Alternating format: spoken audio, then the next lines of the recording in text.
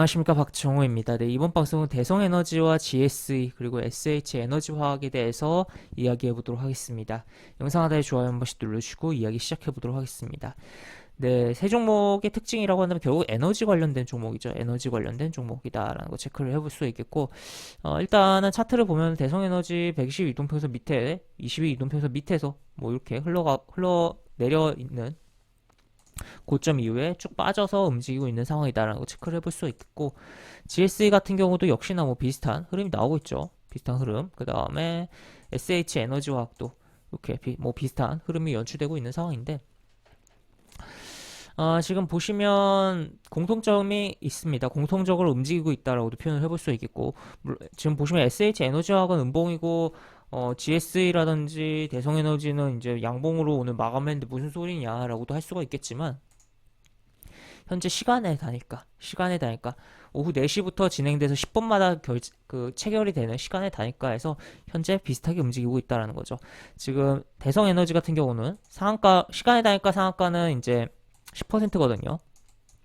10%를 찍었다가 풀린 상황이다라는 거 체크를 해볼 수가 있겠고, 그 다음에 GSE도 굉장히 상승이 나왔다가 조금 눌리고 있는 뭐 흐름이 나오고 있다라고 체크를 해볼 수 있겠고, SH 에너지화학은 아예 지금 상한가를 진입을 해서 매수 잔량이 계속적으로 쌓여 있는 상황이다라는 거 볼 수 있겠습니다. 그래서 기본적으로 내일 시가가 어느 정도 무난하게 떠서 출발할 것으로 보이는 상황이고, 그렇다면 왜 이런 흐름이 나오고 있을까라고 봤을 때 결국에는 이 뭐 좀 더 미리 땡겨와서 이야기를 한다면, 에너지 결국 인플레 관련 요소잖아요. 뭐 미국의 CPI가 발표를 이제 앞두고 있다 보니까 뭐 그런 거의 영향이다라고도 생각을 할 수 있겠지만, 좀 더 근본적인 이슈가 하나 있었다라고 볼 수 있겠습니다. 바로 이겁니다.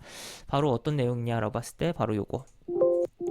지금 보시면 지금 캐나다, 이게 러시아가 지금 캐나다에 수리 맡겼던 거 제대로 이제 반환이 안 돼서 뭐 가스를 끊어야 된다, 독일에 뭐 그런 이야기를 했었죠. 그래서 캐나다가 터빈 반환한다. 그래서 결국에는 독일 입장에서는 그러면 에너지가 좀 제대로 수급이 될까라고도 기대감을 했었던 기사가 있었습니다만 뭐 우크라이나 이렇게 실망했다라고도 표현을 하고 했는데, 결국에 지금 그대로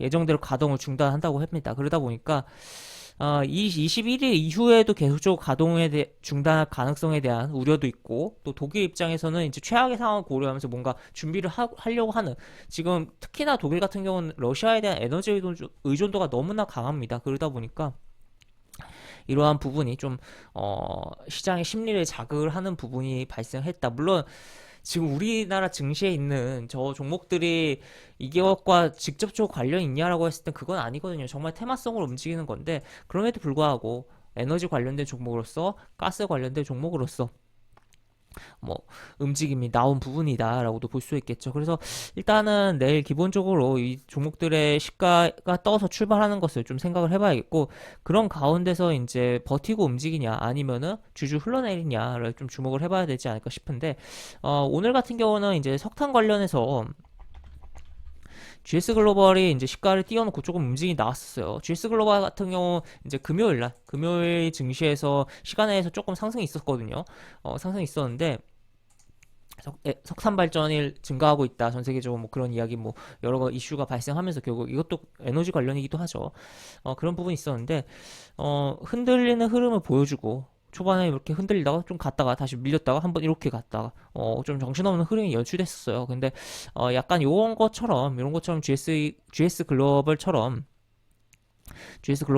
GSE라든지 대성에너지가 일단 시가를 띄워놓고 좀 흔들린다면, 일단은 추가로 양봉을 보여줄지 여부가 좀 내일 시장의 흐름에 있어서 중요한 포인트, 초반 흐름에 있어서 중요한 포인트가 되지 않을까 싶기도 하고, 다만 아쉬운 점은 여기 지금 이동평선이 겹겹이 쌓여있다. 그래서 시가 뜨고 치면서 올라가는 척 하다가 그냥 미끄러지는 가능성도 있다라는 것을 우리는 염두에 두고 봐야 되지 않을까 싶습니다. 그래서 잘 봐야 되는 세 종목이다라는 거 체크를 해볼 수가 있겠고, 그 다음에 또 추가로 뭐 이거 외에도 얘네들이 움직이는 또 식량 관련해서도 종목들이 몇 개가 조금 움직임이 나오고 있어요, 시간에서. 그래서 그런 것도 좀 체크를 해보면서 뭐 봐야 되는 뭐 상황이다라고도 체크를 해볼 수가 있겠습니다.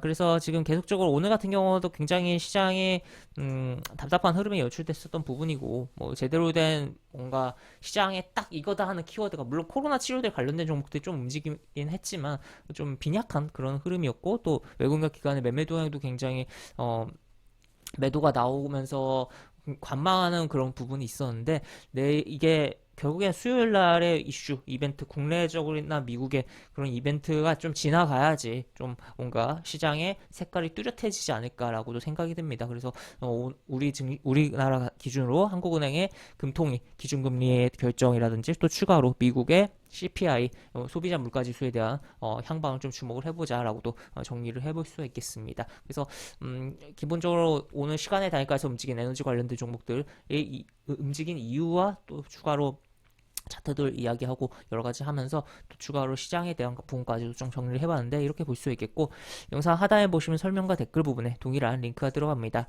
이 링크 타고 들어오시면 제가 운영하는 무료 카톡방으로 입장을 할 수 있고, 입장 시 여러 가지 장주 시황 관련 코멘트, 속보 관련된 부분, 여러 가지 부분들 올려드린 부분 있으니까 이 부분 참고해 보시면 주식하시는데 많은 도움이 되지 않을까 싶습니다. 이상 박종호였습니다. 네, 감사합니다.